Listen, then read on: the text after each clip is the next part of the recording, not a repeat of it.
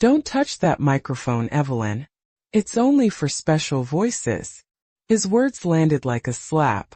I remember the varnish scent of the choir loft, the warm dust motes in the morning light, and the way my hands froze around the microphone, its cool metal slipping beneath my fingers. My throat closed. I could taste the copper of old hymnals at the back of my tongue. On the pastor's desk, my donation slip still lay face up, the ink already smudged from his hurried fingers. $12,000. My name in careful block letters. The paper seemed suddenly small, like it could be folded and hidden in a drawer. I stood there, shoulders tight, breath shallow. The choir around me shifted like a net being drawn closed. Faces turned down, eyes quick to the hymn book. Mary blew out a slow breath that I felt more than heard. For 50 years I had sung in this church, through weddings and funerals, through summers of joy and winters of grief. Gerald used to joke that my voice could float on Sunday morning light. He gave me a little gold angel brooch the year we married, the chain of it catching the light whenever I raised my hand to the pews. That brooch swung against my chest now, a small weighty reminder. It began 3 months ago after Gerald died. We sold the Maplewood house, sun-faded porch, the bent mailbox where he'd once balanced his coffee, and moved me to a smaller apartment. I wanted to leave something behind that mattered. The bank friend confirmed the numbers in his soft voice over the phone. It felt right. The First Baptist in Hillsdale had cradled us since 1978. When Pastor Morris announced we needed a new sound system to lift God's word farther, I saw a chance to give back, and to hold on to Gerald by singing clearer, louder, for him. After that Sunday service I walked up the aisle, the carpet whispering under my shoes, and we talked.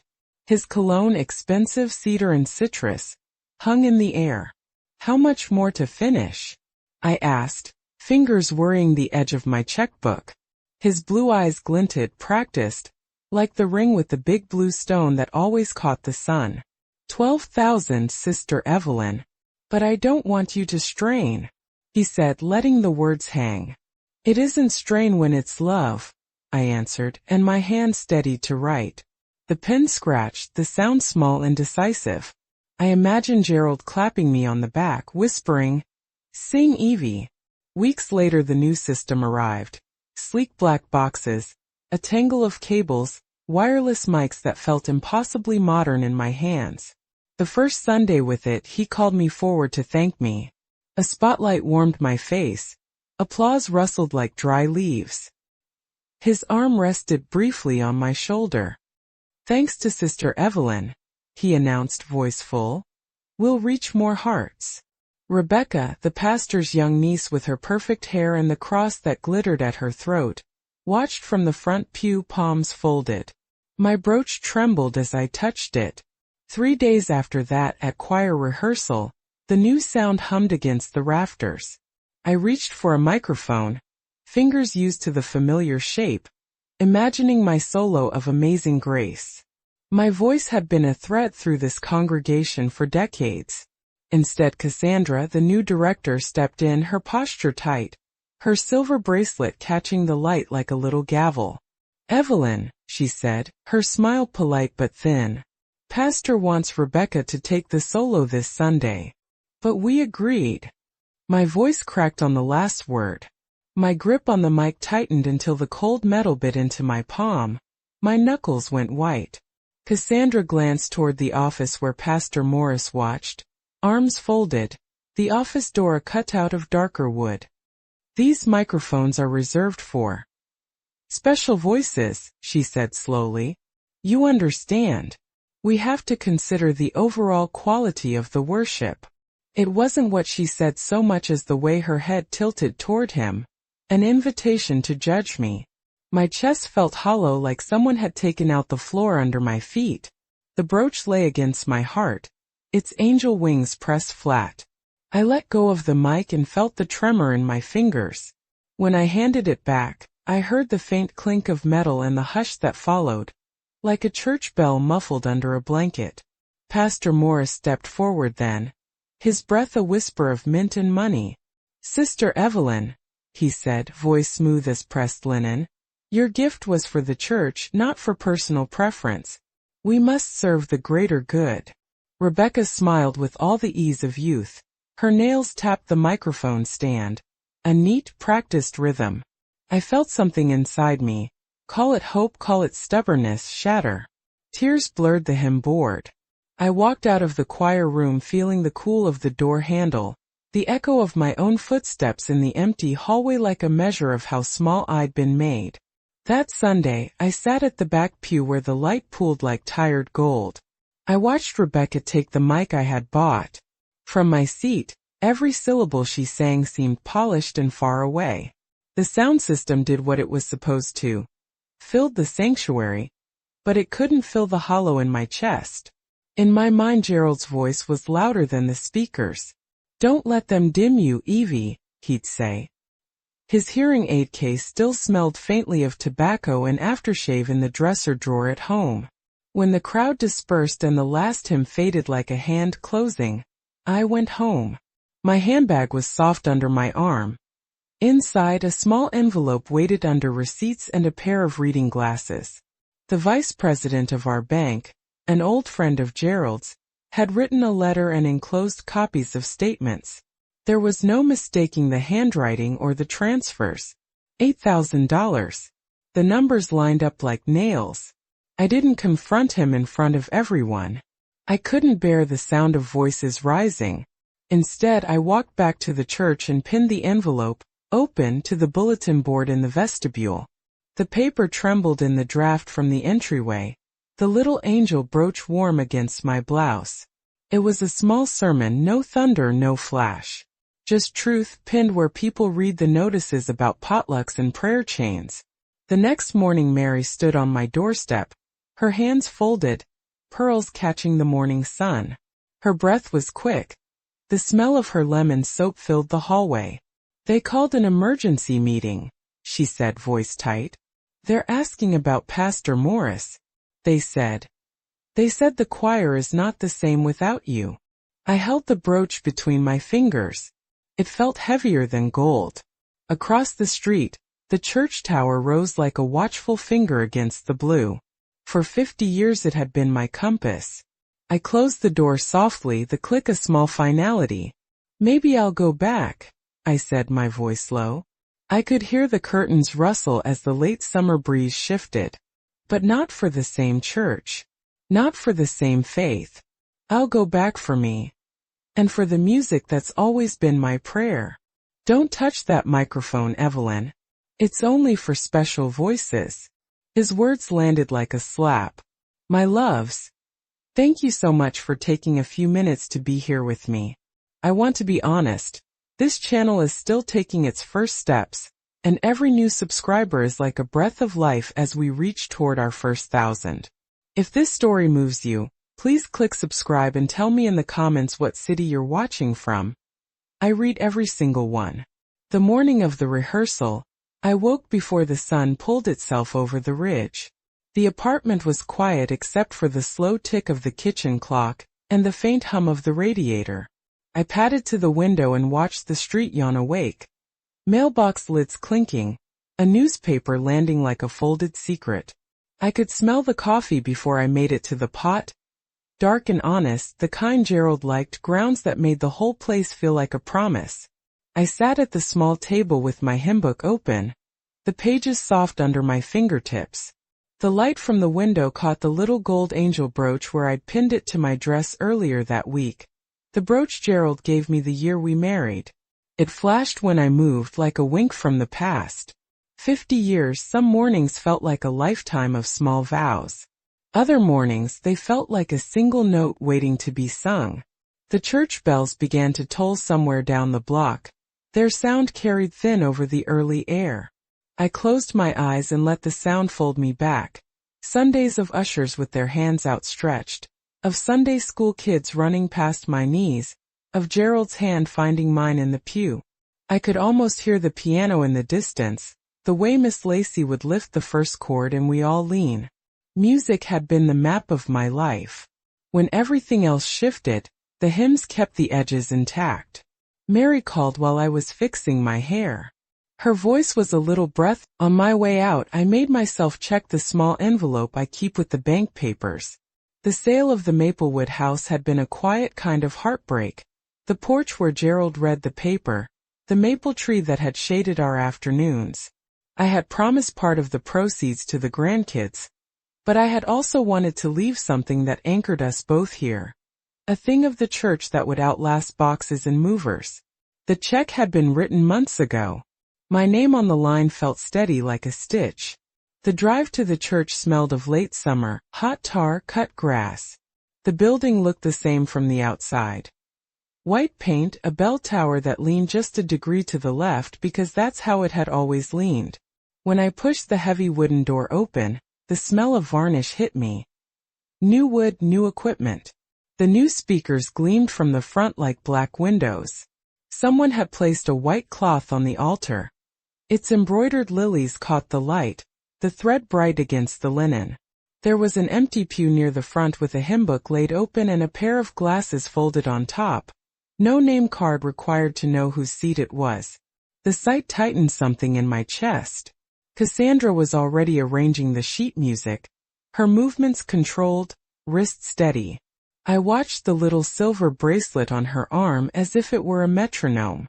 Pastor Morris's office door stood partly ajar. A sliver of shadow that smelled faintly of bergamot and something sharper. Paper, maybe, or money. I told myself not to linger on that scent. I told myself to breathe. Rebecca was there too. She moved like a young woman who had practiced looking like she belonged. Her cross pendant caught the light each time she turned, and she laughed in a way that made people in the front row smile back the way you smile at a well-lit painting. There was nothing dishonest about her charm. But when she smiled, a small animal part of me flinched. Not at her. At how the world sometimes picks the young, bright thing to stand where we once stood. I went to my usual place in the loft to warm my voice. The wood under my feet was worn smooth where my toes had kept time for years. Opening my mouth, the first note came out rough, like an old door easing on its hinges, then found its shape. The new microphone sat on a table sleek, humming with possibility. I ran a finger along the cold metal and felt the future press against my palm. Pastor Morris called a brief word about stewardship and blessings, his voice like a polished coin. He looked at me when he said it, and for a moment I thought I could read gratitude in his expression.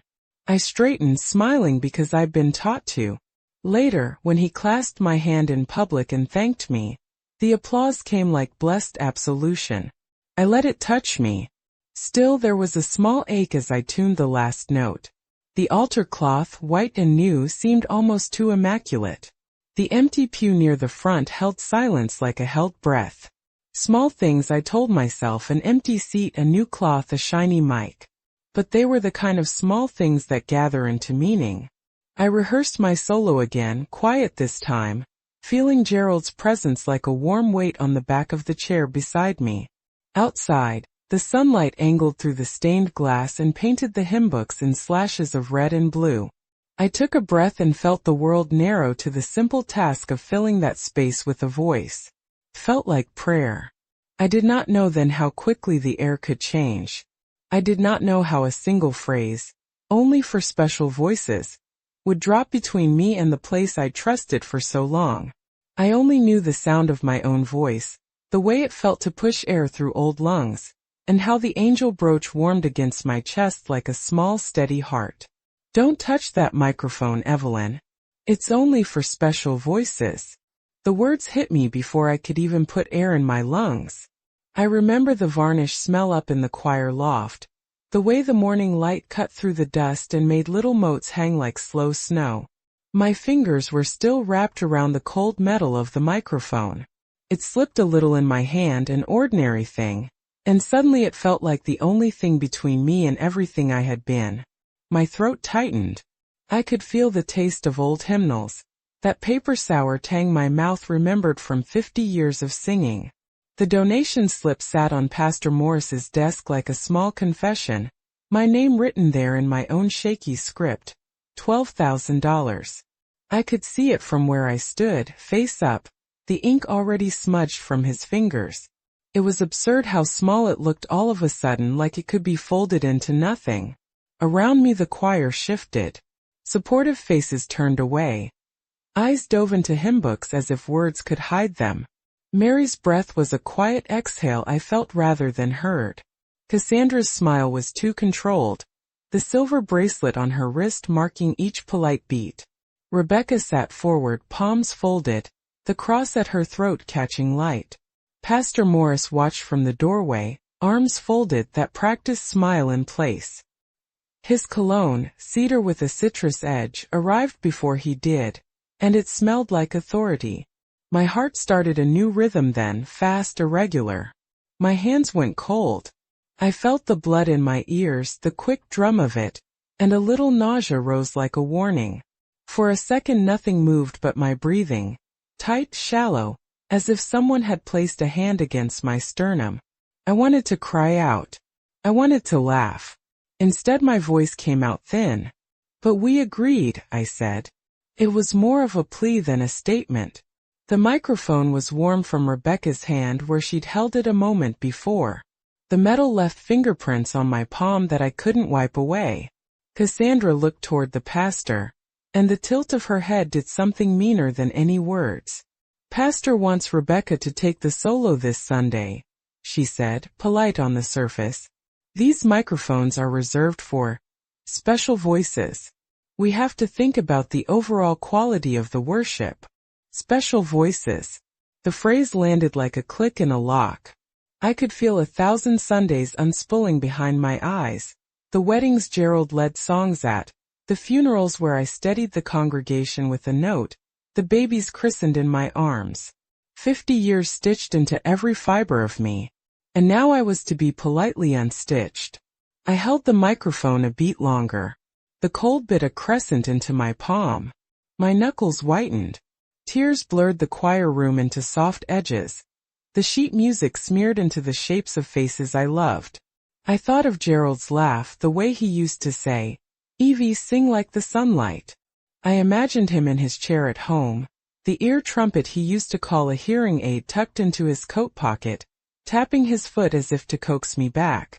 Pastor Morris stepped forward, close enough that I could see the tiny blue stone in his ring catch the overhead light. "Sister Evelyn," he said, voice smooth as a pressed shirt, "your gift was for the church, not for personal preference. We must serve the greater good." Those words had a wrapping of righteousness around them. They sounded final. They made me feel like a child being corrected in the middle of the sanctuary. Rebecca's smile widened, practiced and bright. Cassandra's shoulders relaxed as if a deed were done. The choir's murmured sympathy was a thin thing that did nothing to steady me. I handed the microphone back. The click of metal echoed too loud. My hand shook so badly the stand seemed to wobble. I caught my reflection in the polished surface of a speaker. An old woman in a pastel dress. The gold angel brooch Gerald gave me pinned over my heart, trembling. The brooch felt heavier than it had before. Its wings cold against my sternum. I left the choir room with my legs a little weak. The hallway smelled of cleaning solution and old wood. My breath came out in little puffs that fogged the glass of the choir loft door as I passed. I could have gone home then, sat in my small apartment and let the hurt gather into a dull grief. I could have kept my head down and sang along with the hymns because that's what I had always done. But I had the envelope in my bag. It sat under receipts and my reading glasses like a held breath. The vice president of the bank, an old friend of Gerald's, had come to my kitchen a week before and pressed a letter into my palm. Inside were statements and a short, careful note. Transfers from the church account into Pastor Morris's personal accounts. $8,000 shown in ink. Numbers that didn't belong to their place. Proof that the small voice in my chest was not jealousy, not imagination. It was fact. Standing in the vestibule, with hymn books stacked and the light from the stained glass warming the notices board, I felt the choice gather like a storm. Confrontation in the office would have made the sanctuary a courtroom. A private meeting might have let them slip the truth under a rug. But a quiet public truth, pinned to where the congregation read about potlucks and prayer times, wouldn't give them the hush of a back room. Mary's knock is more like a small, urgent tap. When I open the door, she stands there with her pearls bright and a thin smear of mascara at the corner of one eye. Her breath smells of lemon soap and worry. "They called a meeting," she says before I can. Her fingers worry the clasp of her handbag the way mine used to worry the edge of my hymn book. "Board wants to talk. Pastor's been asked to step aside. They said. They found transfers." The words land and then loosen me, like someone finally opening a window in a stuffy room. For a moment I only feel the brooch against my chest, its little wings warm where my fingers rest on them. Outside, the church steeple pins the sky like a thumbtack. 50 years of Sundays crowd the doorway. Gerald's laugh in the back pew, Miss Lacey's first chord. The way the light through the stained glass used to make the hymnals glow. "Are you okay?" Mary asks as if my face might crack. I straighten my dress, smoothing the fabric over my knees. The sound of the bell down the street seems very small. "I did what I had to do," I say. My voice surprises me. Steady around the edges, a thread of the old woman who used to lead anthems. We walk to the church together. The vestibule smells of varnish and coffee. The new speakers like black mirrors at the front. People stand in knots, reading the notice board as if it's suddenly a sermon. I can hear the susurrus of low voices. No shouting, only the soft, cautious language of people rearranging their trust. At the emergency meeting the air is cool and too formal. The board members sit with their hands folded, fidgeting with pens, chewing the insides of their cheeks like nervous birds. Mr. Lang, who keeps the books, holds a stack of papers that look heavier than they ought to. He catches my eye for a second and then looks away. That small glance tells me more than a speech could. Pastor Morris arrives late, his tie a little off, the blue stone of his ring pale under the fluorescent lights. For once his smile doesn't reach his eyes. He tries the smooth voice, the cadence we all leaned on for years. "Sister Evelyn," he says, stepping toward me like he's practiced this moment, "you must understand." I shut that part of me down. The part that used to listen for sermons and nod. Instead I watch the little things. The tremor in his left hand when he sets his watch on the table, the way his cologne comes through now like a memory of church luncheons and speeches. He opens his mouth again and the words scramble like beads falling off a string. "We found transfers," Mr. Lang says quietly, "from the fund for the system to private accounts." He doesn't need to say whose. Fingers point without voices. The room hums. No one calls him a thief. No one is ready for that cruelty. But the look on Pastor Morris's face is a confession in slow motion. Rebecca sits near the back, hands folded so tightly I can see the white at her knuckles.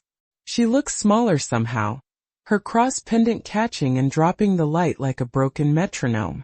Her voice doesn't rise when she speaks at all. Cassandra is there too, posture taut, the silver bracelet like an accusation. Her eyes find mine and hold for a second, an apology without words. After the meeting, people drift toward me, some with eyes full of gratitude, others with the careful distance of those surprised to find the altar moved beneath them. Mary squeezes my hand so hard it hurts. "They want you back," she says, as if that will stitch everything smooth again. "The choir, it's not the same." I think about that small aching claim. The choir isn't the same. The sanctuary sounds different without our old harmonies weaving through the rafters. But I also think of how it felt when Pastor Morris said, "Only for special voices," and a cold, sharp thing nicked my heart. I remember the sensation of the microphone in my hand, the way the metal warmed to Rebecca's touch and went cold when I let it go. I remember the donation slip on his desk, my name like a quiet promise. When the congregation gathers in small groups, voices low with speculation, a young mother walks up to me. Her hands smell of dish soap and baby formula. "I read it on the board," she says. "You were brave." She doesn't know the weight that bravery takes. She doesn't know how a truth can be both a relief and a loss. That night I sit in my kitchen with the kettle whistle like a clock. The apartment smells of coffee grounds and the faint ghost of Gerald's cologne in the dresser drawer. I take the little brooch off and roll it in my fingers until it is warm. Photographs crowd the walls in my mind, slits of memory like Polaroids. Gerald in his fedora, my hands on a hymnal, the choir loft worn smooth like an old piano key. I replay a dozen small things. Pastor Morris's practiced tilt of head, Cassandra's half-smile, Rebecca's quick intake of breath when the door closed behind me. Each memory is a photograph with edges I can't smooth. The injustice is a photograph too. The way my hands trembled, the taste of copper in my mouth when I felt the world rearranging itself around me. Mary calls the next morning breathless again. "They're asking you to lead next Sunday," she says. "But they want it to be different. They want you to decide how to come back." Decision is a heavy, intimate thing. I walk past the church tower at dusk and pause. The stained glass throws red and blue on the sidewalk like small, honest lights. For 50 years this place taught me the shape of prayer. Today it has taught me that prayer can live in a song, even if the roof over it cracks. "I'll go back," I tell Mary when I call her, my voice soft. But not for the same church. Not for the same definitions. I'll go back for me. For the music. For the way my voice lifts like a prayer that's mine. There is a pause on the other end. Then a soft aching cheer from someone who has known me a long time. I pin the brooch over my heart and feel its weight like a promise. Outside the bell tolls, indifferent and steady. Inside my voice is waiting, warmed, exact, and finally mine. After the meeting I thought the hardest part was over. I believed truth would stitch the torn places back together. I was wrong. At first it was small things. The way Mrs. Jennings at the coffee hour slid her chair an inch away from mine. The way the younger women in the fellowship hall exchanged glances and then spoke just a little softer when I walked by. As if my hearing had gone and their words might reach me in private. The church smelled the same, coffee, lemon cake, wax floors, but the warmth had a new edge like steam behind glass. People who used to stop me at the door with a hug now offered a clipped, "Good morning, Sister Evelyn," and looked past my shoulder as if they expected someone more important to be standing there. My usual spot at the back of the sanctuary, where I could see the choir loft and watch the light through the stained glass, was suddenly a no man's land. Families folded forward into the pews as I passed, a practiced shuffle that kept the aisle from being my path. At potlucks, plates that used to be pressed into my hands came back to the counter with an apologetic shrug. Chairs were left empty at long tables. Someone had even moved my name from the front of the sign-up sheet for the altar flowers. My handwriting was still legible in the margins, but the spaces had been filled in with neat script that pretended I hadn't been there at all. The kitchen smelled of fried chicken and casseroles, a comfort I had cooked for myself for years, and yet my place smelled like a page torn out. The whispers started low, a current under the bright hymnals. They followed me to the corner of the church where the prayer requests are pinned. I would be bending to affix a note, fingers touching the cork, and hear the soft hush. "Did you see?" I heard she. Sometimes the words were kinder. She did what she had to. Those were rarer, fragile as moth wings. Mostly it was fear that made people look away, the fear of choosing a side in a house split down the middle. Children who had once come up after service to tug at my sleeve and ask about the next anthem stopped coming near. One Sunday a little boy I'd taught in Sunday school for years walked past, not noticing me, his eyes fixed on his mother's hand. The sting of that made my throat tight in a way a hymn cannot loosen. A place that had folded me into its weekly rhythm was now a house where my footfalls were quietly tolerated. Even Mary, steadfast, pearl earrings and all, couldn't shield me from the hush. She tried. She would intercept a hand, draw it into hers with that fierce, gentle look that had steadied many of my bad afternoons. But even Mary's warmth had a tremor now, a carefulness that I felt as if a hand had been laid over the old pattern of our friendship and smoothed. The choir, that hurt in a way that made my breath catch. Rehearsals were shorter. Folks arrived late and left early. There were moments of thin apology. "We all just want peace," someone would say, as if silence were a bomb. But peace felt like abandoning doors that used to open to me, ones I'd knocked on after choir practice or for a cup of sugar, closed a breath sooner. Neighbors I had waved to for years crossed the street when they saw me coming, their faces cast away. The bakery where I'd always sat with a slice of lemon loaf and a crossword on Tuesdays became an exercise in avoidance. The woman at the counter took my order, then asked someone else to carry it when I glanced toward the window. Her hands trembled as she held the paper bag, and I could tell it wasn't the heat.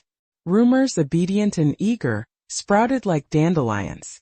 Some people called me brave in secret, and others called me trouble with equal conviction.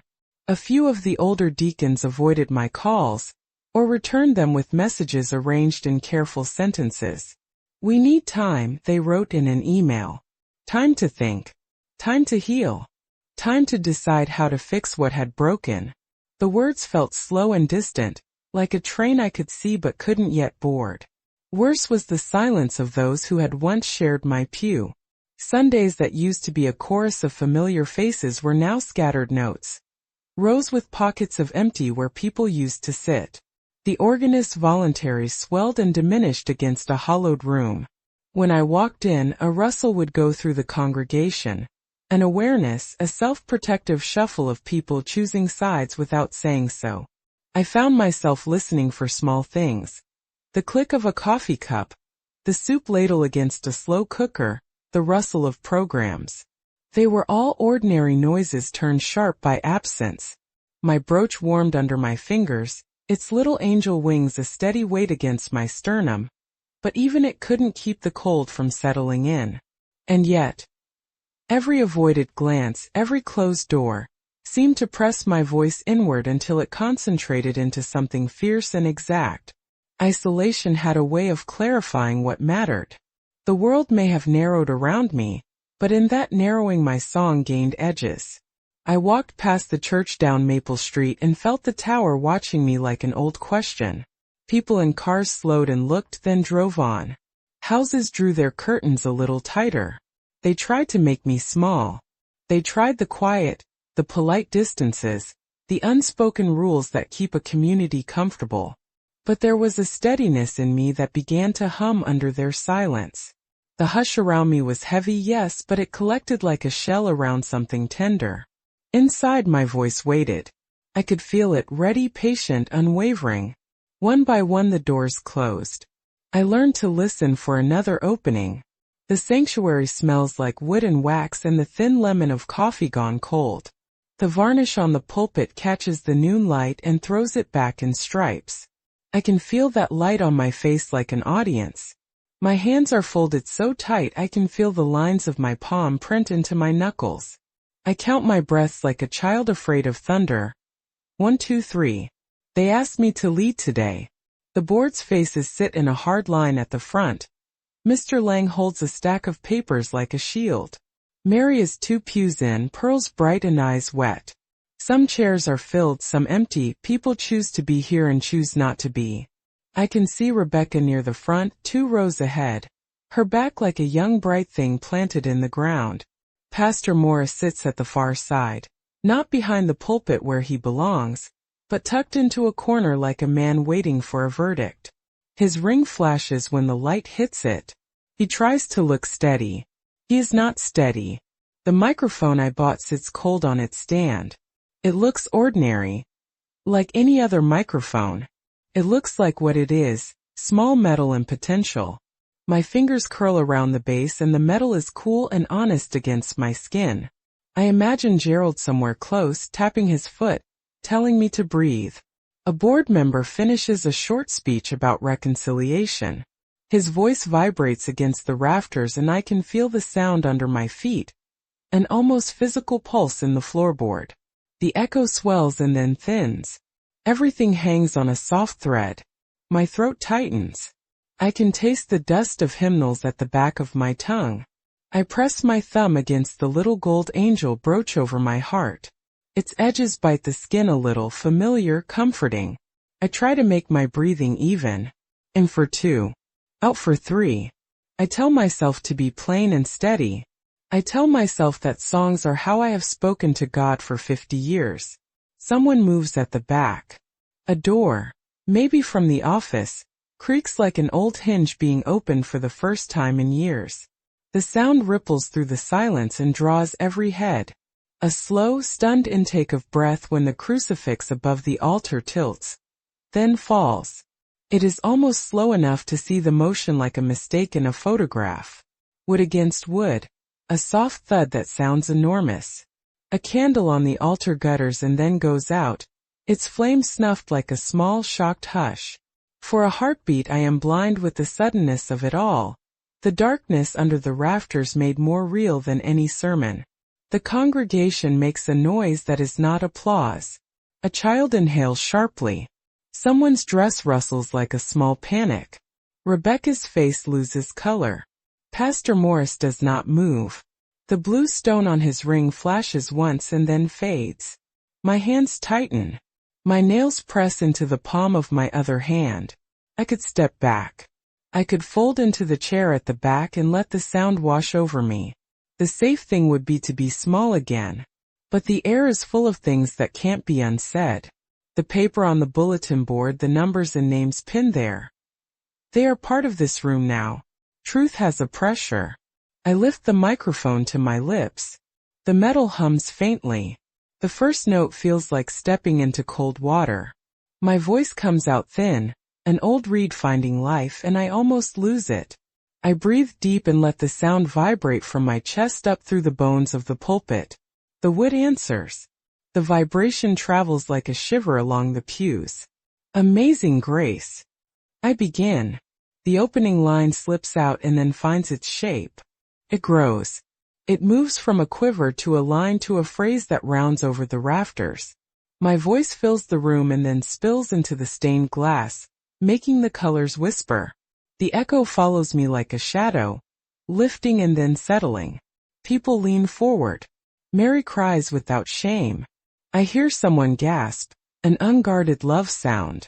Rebecca's hands press into her hymn book until the paper folds. Pastor Morris sits very still. I can see the whiteness at his knuckles. He swallows like a man hearing the notes he taught others but not himself.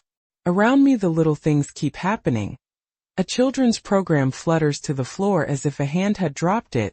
A chair creaks. The candle's smoke curls like a question. Halfway through the second stanza, my voice finds a place it has never quite reached. It is not young. It is not polished. It carries all the years, weddings and funerals, long afternoons of practice, the warmth of Gerald's hands, and it carries something else now, a refusal to be small. The sound is plain and true and it rolls like a tide. The hall listens like it has forgotten how. No one interrupts. No one calls out.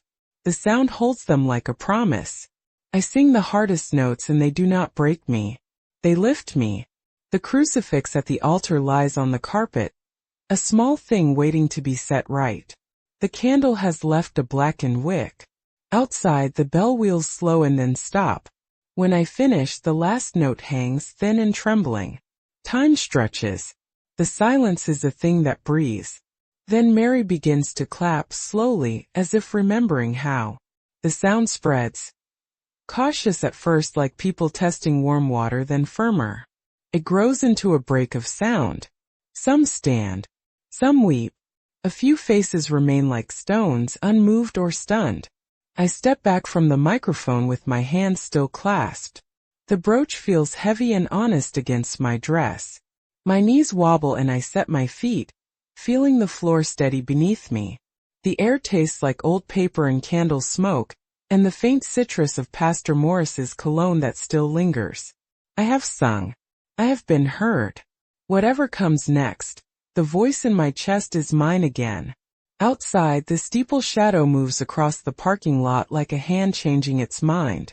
Inside, people begin to gather around one another, uncertain, needing to place themselves. They are rearranging the house. The crucifix will be picked up. The candle will be relit. Some doors will close and some doors will open. I walked down the aisle and they called an impromptu meeting afterward.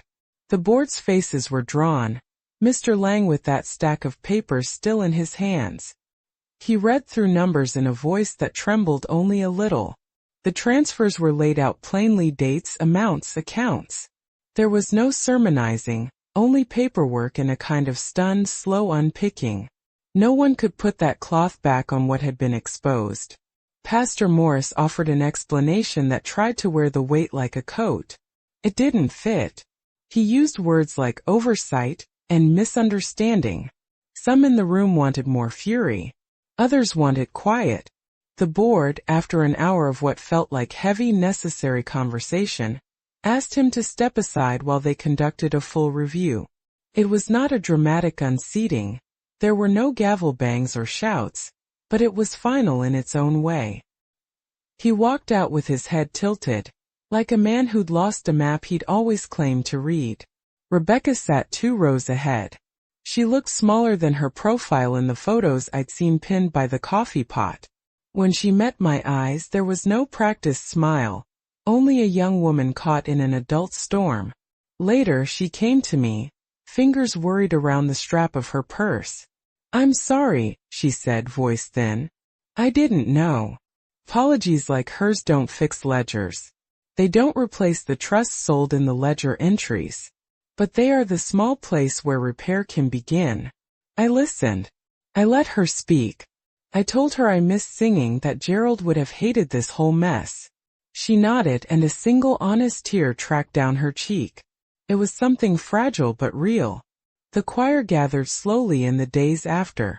Some members stayed away, unsure how to sit beside someone who'd made them choose truth over comfort. Others came back with hands that wanted to hold mine. Mary came every rehearsal, certain and fierce. "We start with what we know," she kept saying like a metronome. The board instituted new practices, more transparency, outside audits, clearer oversight of funds. It read like church bureaucracy, yellow legal pads and minutes and procedures, but it mattered. It was not about revenge. It was about making the place safe for the sort of devotion that doesn't get measured in bank accounts. People who had been comfortable with "trust us" suddenly had spreadsheets to read. The change was tedious and ordinary and exactly what it needed to be. There were mornings when I still felt the weight of being watched. There were moments when a cartwheel of memory, Gerald humming the tune as he fixed a loose hinge, Miss Lacey's sharp look when a soprano missed a note, sent a sting through me. But each time I opened my mouth and let a phrase find its shape, the sting eased. Music did what it had always done. It steadied me. I did not rush back into everything. I remember telling Mary once over coffee that tasted like Sunday mornings, "I'm not coming back for their forgiveness. I'm coming back for the music." She laughed, half relief, half astonishment. That sentence felt like a key turning. The church had a claim on my Sundays because of where I'd put my time, not because it owned my voice. When I returned to lead a hymn on a later Sunday, it felt different. There were still empty pews. There were still conversations that skirted around the edges of things. But there were also hands reaching for hymnals beside mine. Children came forward with sticky fingers and bright eyes. People sang with a new attentiveness, like neighbors attending to a fence they would now mend together. The brooch Gerald had given me warmed each time I touched it. It was a small thing, angel wings and cheap gold, but it carried half a lifetime of mornings and promises. I pinned it on that Sunday like a marker, a signal that what belonged to me stayed with me. I found I was freer, oddly, than I'd been before. My faith felt reshaped, not shattered. It wasn't a sudden brightness. It was more like the slow unearthing of a lamp that had been buried under too many absolutes. I didn't pretend everything was neat. There were conversations to be had, apologies to be measured, the hard work of rebuilding trust. The church would never be exactly the same. Perhaps it should not be. In the months that followed, I began to teach a small group of kids to read music on Tuesday afternoons at the community center. The grandkids joined some weeks.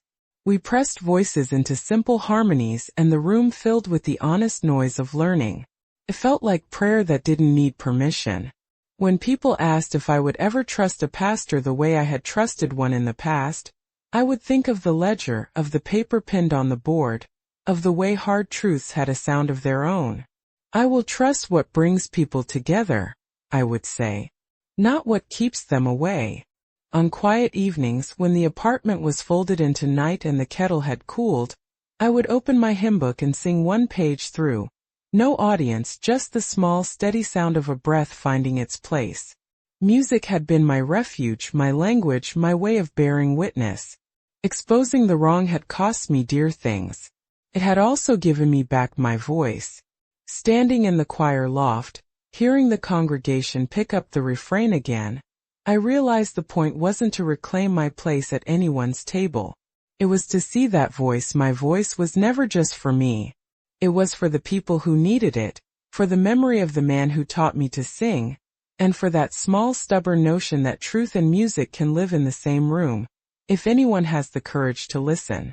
The pew was the same shape as always, hard oak worn smooth where knees had knelt 1,000 times. But it was empty.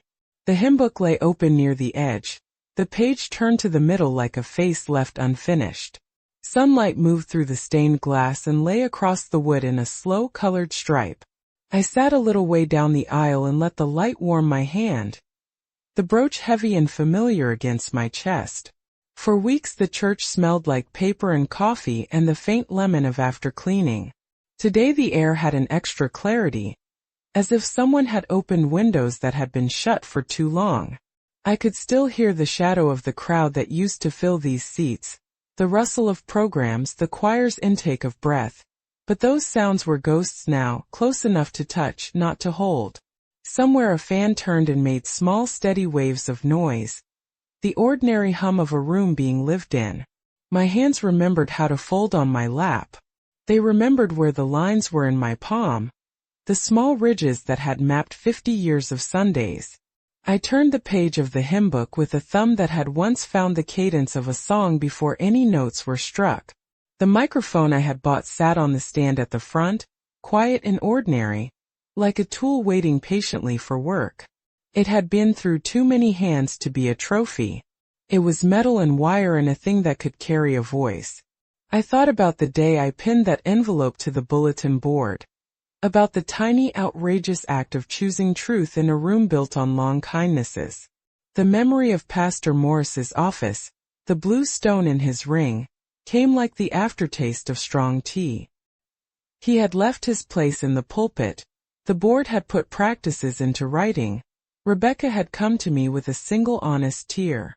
None of that erased the small cuts. None of it made everything right again. But something had shifted. Chairs that had been carefully turned away were beginning, slowly, to pivot back. Outside, kids played on the green while I watched from the doorway. Their voices stitched the air with a kind of carefree surety that made my chest ache in a good way. Last month I started a small music class at the community center, Tuesdays at 4. We pressed sticky fingers to page after page of simple rhythms. The children learned quickly where to breathe. They learned that a note could be held like a secret and then shared. Teaching them felt like handing a match to someone who might one day kindle a room. When rehearsals began to settle into a new shape, the choir found its edges again. Some faces returned, some did not. Mary sat 2 pews in, needle and thread of loyalty catching each corner. Cassandra kept the schedule tight and kind, like a conductor who'd learned her lesson about deference. Rebecca sang too, softly at first, then with a clearer steadiness. She and I had a small, awkward conversation by the piano once, the kind that stitches without fanfare. She said she had been scared. I told her about Gerald's fedora and how he used to tap rhythm on his knee. That broke us both into laughter and something else, understanding. There were late afternoons when the church was empty and my footsteps made a single clear sound on the hardwood. I would walk the aisle slowly and let the echo collect in the rafters. The microphone hummed under my hand like a sleeping bird. I would stand at the front and sing one line, just one, to see how the space took it. The wood answered like an old friend. Sometimes I felt Gerald at my shoulder, so close I could smell the faint tobacco. My voice kept changing the more I used it. It grew less like something borrowed and more like a thing of my own making, aged, yes, but precise. When I stood at the microphone now, I could feel the timber in the floor under my feet. I could feel the breath of the room leaning in. Sometimes the congregation swelled and the harmonies threaded through the stained glass. Sometimes only a handful of voices answered. The beauty was the same. The willingness to be held. There are mornings when I still wake with a flash of that shame, the quick cold that came when they told me special voices. But the shame has thinned, worn away by truth and by the ordinary work of singing. I keep the brooch in the same place, warmed by my hand. A small oath I renew when I pin it on. It is not about glory. It is about the fact that a promise, made with a pen and an honest heart, can be reclaimed. The church tower casts a long shadow in late afternoons, a slow hourglass of light across the parking lot. People file in and out, some with coffee in hand, some with hymnals tucked under their arms. There is laughter sometimes, a clatter of plates after potlucks, the rustle of bulletins passed along like small newspapers. The world mends itself in these tiny repeated actions. When the day comes to an end, I often stand by the door a moment longer than necessary. I watch the last person leave, watch them tuck jackets around their shoulders, the shawls catch the dying light like soft flags. I can hear the faint tick of the clock in the vestibule, the sound that measures ordinary time. Then the wind comes up from somewhere, Maple Street or the river beyond, and it moves through the open doorway. The choir loft is empty except for a few scattered hymnals. The pew where I used to sit is empty in a good way, an absence that no longer hollows but invites. Footsteps recede down the sidewalk, one pair, then another, until the sound slips into the town noises. A dog, a distant engine, a child's laugh. The door behind me swings and closes with a small, decisive gust. It makes a sound like an ending, and like a beginning. I turn the key in the lock and feel the cool metal against my fingers. The wind tugs once more at the door, then stills. The last colored stripe of light slides off the wood and the room settles into a soft quiet. My voice, for a little while longer, rests where it belongs. The hymn book lies open to the song I love. Outside, the pavement cools. Inside, a lamp glows faintly at the altar. I walk away with my shoulders lighter than they had been for a long time. The bell rings once, slow, patient, and then the sound fades. The wind closes the door behind me, and as it clicks shut, I feel something finish, and something else beginning. I don't stand on a podium to make a point. I stand at the sink sometimes, turning a chipped mug in my hands, and I hear the echo of those Sundays, notes floating up under the rafters, the smell of wax and lemon and cedar. Memory comes in small things. The way the brooch catches light when I button my coat, the soft scrape of a hymn book as I turn the page. Those fragments stitch themselves into a story that is less about drama and more about the way a life keeps holding its shape. After the board meeting, the church settled into a slow kind of housekeeping. Paperwork was introduced with the same solemnity as a prayer. Transparency meetings were scheduled like Bible studies. They put locks on some drawers and new names on ledger lines. It was ordinary work, minutes and signatures and the clumsy, patient labor of rebuilding trust. It wasn't cinematic. It was potlucks and ledgers and people learning to say the hard words without breaking one another. I found myself returning the way you return to a garden after a storm. You go to see what survived. Some things were lost, the easy smiles at the door, the casual invitations to tea. But other things rooted deeper. Children still came running down the aisle with sticky fingers. Mary kept her place like a lighthouse, steady, blinking, uncompromising. Cassandra adjusted the rehearsal schedule, so no one left feeling invisible. Rebecca, when she came back, asked the quiet kind of questions that mean someone is trying to learn, not perform. I taught kids at the community center some afternoons. They don't know to be gentle with age. They climb right over the neat edges of my routine and make room for new sounds. I show them how to breathe through a long note, how to listen to the person beside them. They giggle when they miss a rest and then try again, and something about that courage humbles me. It feels like a small redemption. The gift of a skill passing forward, not hoarded, not used for favor. People ask me if my faith was shaken. I think faith was never a single thing I could lose or find. It is a room with many doors. Some doors I closed. Some I opened wider. Losing trust in a leader didn't mean losing the habit of Sunday, or the comfort of a hymn, or the habit of looking up through the stained glass and naming colors like old friends. Changed the way I listened. It taught me to hold questions without letting them become resentments. There were afternoons I still felt the old embarrassment, how small that word had made me feel when he said special voices, and I would sit and trace the angel brooch with my thumb until its edges warmed. I learned to turn the sting into something else. I made it a reminder, a tiny compass that points me back toward whatever is honest and true. The town watched, of course. People like a story with a clear ending, and this one resisted neatness. Some friendships returned with a softness that surprised me. Some did not. A few doors stayed closed for reasons that had nothing to do with me and everything to do with fear or habit. That taught me how to grieve small losses without letting them define the whole day. When I stand in the choir loft now, I still feel the wood under my feet like someone checking in with an old friend. My voice has changed, richer in the places life carved into it, clearer where truth was forced through the knot. The new microphones are simply tools. They do not decide who is worthy. The congregation that gathers is not flawless, but it is learning how to keep one another honest. There is a quiet joy to this kind of repair. It is not the loud triumph of headlines. It is the small ceremony of someone bringing you a cup of coffee after rehearsal, the way a child leans into the melody like an offering, the way a board signs a ledger and a single line of numbers stops hiding in the dark. It is people choosing day by day to be present and to ask questions. I learned too that courage is not always dramatic. Sometimes it is the slow, steady act of doing the next right thing. Pinning a letter to a board, opening an envelope, speaking a single line into a room that might not be ready. That single line can change the shape of everything. Did not feel like heroism then. It felt like keeping a promise to a man who loved my voice enough to nudge me forward when I wanted to fold. My faith was not ruined. It was tempered. I keep my hymnal on the kitchen table like a friend I visit. The pages softened at the edges. I teach the kids, I go to meetings, I sit in the back sometimes and listen.